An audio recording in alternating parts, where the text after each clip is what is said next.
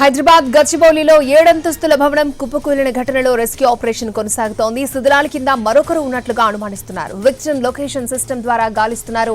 ఇప్పటికే 2 మృతదేహాలను వెలికితీశారు. మృతులను మధ్యప్రదేశ్ కి చెందిన మెహబత్ ఉమేష్ గా గుర్తించారు.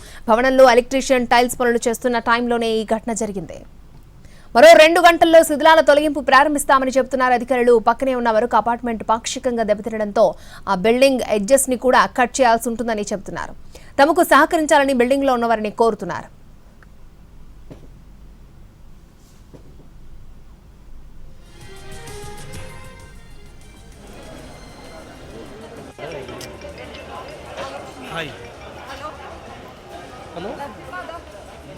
గచ్చిబౌలి అంజయ్ నగర్ లో నాలాను ఆక్రమించి 50 గజాల స్థలంలో ఈ భవనాన్ని నిర్మిస్తున్నారు. అయితే భవనం ఒక్కసారిగా కుప్పకూలడంతో పక్కనున్న భవనాలు కూడా పాక్షికంగా దెబ్బతిన్నాయి. ఘటనాస్థలంలో సహాయక చర్యలు ఇంకా కొనసాగుతున్నాయి. మృతుల్లో ఒకరు ఎలక్ట్రీషియన్, మరొకరు హెల్పర్ గా అనుమానిస్తున్నారు. ఇంకా శిథిలాల కింద ఎవరైనా ఉన్నారా అని వెతుకుతున్నారు. విక్టిమ్ లొకేషన్ సిస్టమ్ ద్వారా గాలిస్తున్నారు.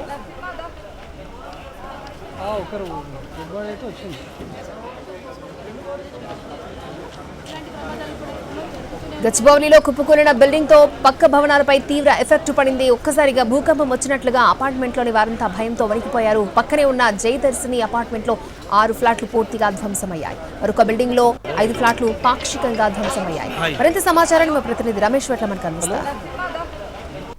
అంజయ్ నగర్ లో కూలిన భవనం సంబంధించి చూసినట్లయితే పక్కన ఉన్న భవనాలు కూడా దాదాపుగా డ్యామేజ్ అయినాయి. అయితే భూకంపం వచ్చిన మాదిరిగా ఇక్కడ భవనాలు మొత్తంగా తయారైనాయి. ఏ బిల్డింగ్లోకి వెళ్ళినా, ఏ అపార్ట్మెంట్లోకి వెళ్ళినా ఈ బిల్డింగ్ శిఖరాలు పడిపోయిన ప్రాంతం మొత్తంగా భూకంపం వచ్చిన మాదిరిగా ఉండిపోయింది.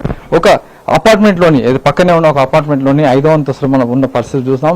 ఈ పరిస్థితి చూస్తే దాదాపుగా మొత్తంగా ఈ అపార్ట్మెంట్లోని ఫ్లాట్ మొత్తం కూడా డ్యామేజ్ అయిపోయింది. ఎలాంటి కూడా పనికిరాల్సిన పరిస్థితి లేదు.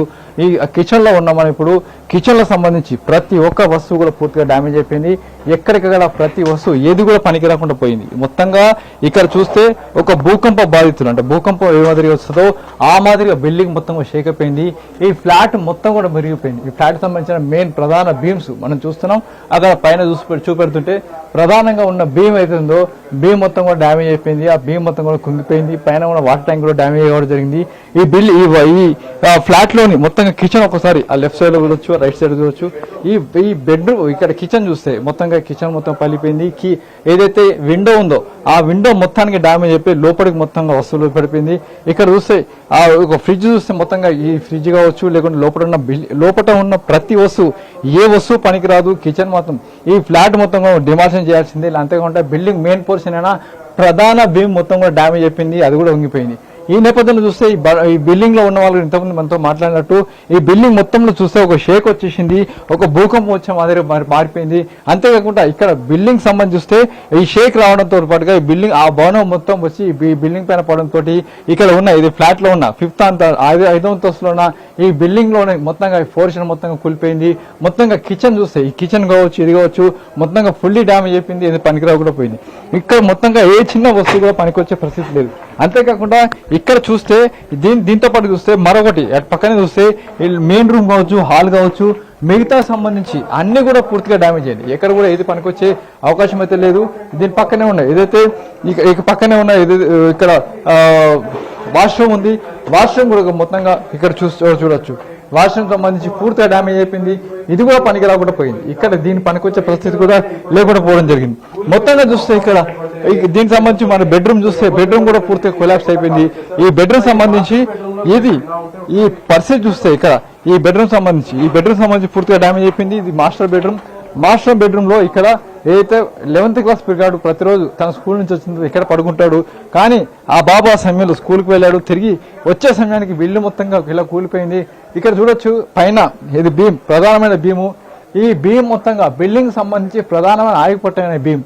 ఈ భీమ్ మొత్తం కూడా డ్యామేజ్ అయిపోయింది. భీమ్ మొత్తం కూడా ఎక్కడ మొత్తం కూలిపోయింది. దీనిపైన వాటర్ ట్యాంక్ కూడా మొత్తంగా డ్యామేజ్ కావడం జరిగింది. ఆ వాటర్ ట్యాంక్ డ్యామేజ్ కావడంతో మొత్తంగా ఇల్లు మొత్తంగా వాటర్ వస్తున్నది లోపలికి. ఈ మెయిన్ గా ఉన్న మాస్టర్ బెడ్రూమ్ మొత్తంగా డ్యామేజ్ అయింది. అంతేకాకుండా లోపల ఏ వస్తువు కూడా పనికి రాకుండా చెప్తున్నారు. మొత్తంగా మాస్టర్ బెడ్ కావచ్చు, మిగతా కావచ్చు, ఇవన్నీ కూడా మొత్తంగా డ్యామేజ్ కావడం జరిగింది. అయితే ఇక్కడ సంబంధించి ప్రతి ఒక్క వస్తువు ఏ వస్తువు కూడా లేదు, పూర్తిగా ఒక భూకంపం వచ్చిన మాదిరిగా మారిపోయిందని చెప్పి ఇక్కడ ఇంటి యజమానులు వాపోతున్నారు. ఈ ఇంట్లో కనీసం నడవడానికి కూడా వీలు లేకుండా పోయింది.